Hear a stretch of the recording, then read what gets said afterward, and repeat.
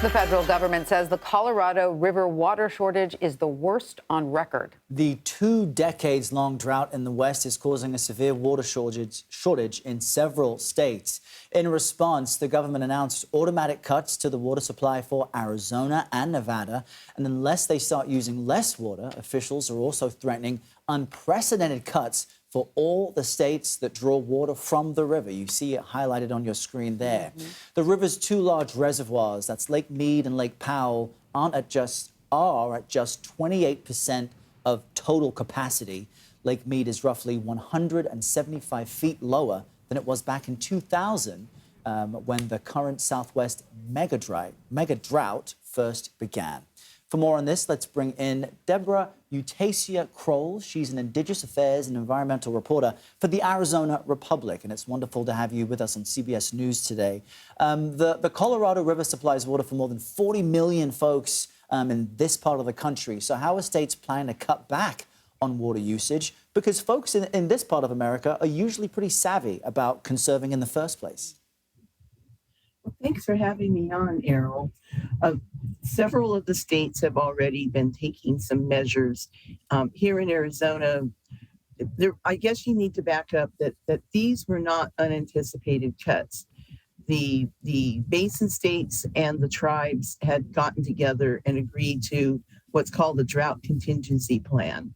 And once Reclamation, the Bureau of Reclamation announced the next tier in a set of drought mitigation protocols, the cuts automatically went in.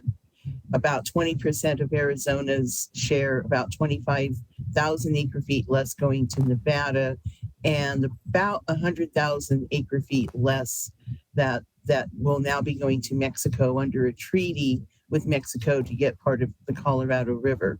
So we've seen a lot of the states are already doing, here in Arizona, voluntary calls to cut back water use in cities. The city of Phoenix recently enacted the stage 1 drought alert, and that mainly consists of asking people to voluntarily conserve water. With the first round of cuts, central Arizona farmers, not in tribal areas, have seen their Colorado River allocations cut severely. Now they've turned to groundwater to continue at least some agriculture. This next round of cuts has also affected 2 tribes, the Gila River Indian community and the Donna-Otham Nation. As part of their water settlements, they agreed to accept part of their Colorado River allocation as subject to the first cuts. So we see a lot of people conserving. We see people tearing out their lawns and putting in xeriscaping. The tribes along the Colorado River Valley, those are the tribes south of Boulder Dam down to the Mexico border, have been leading the way in a lot of water conservation.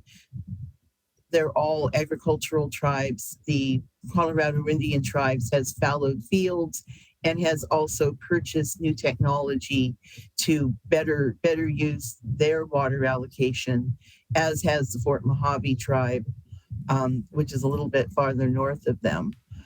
I just heard from the Imperial Irrigation District in the Imperial Valley in California. It's probably the largest rights holder in California, and they told me that they have conserved 7 million acre feet since 2003. So a lot of people are looking at this, thinking about it, trying to figure out how they can use less water. And everyone really has no choice but to make those decisions. Absolutely. I mean, you look at those levels, those water levels, and how low they are. Wow.